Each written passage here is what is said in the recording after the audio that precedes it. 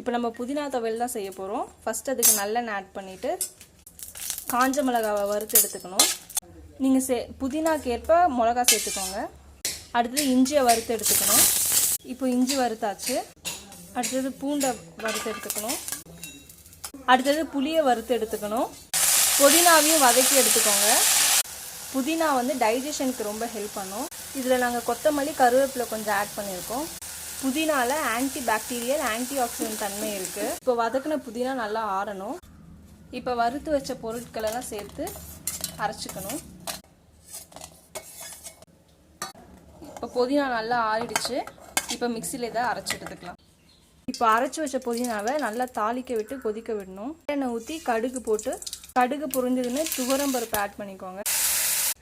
புதினா ஸ்ட்ரெஸ்ஸையும் டிப்ரெஷனையும் ரெடியூஸ் பண்ணும். இந்த பதம் வந்ததுக்கு அப்புறமேட்டா அடுப்பு ஆஃப் பண்ணிக்கலாம்.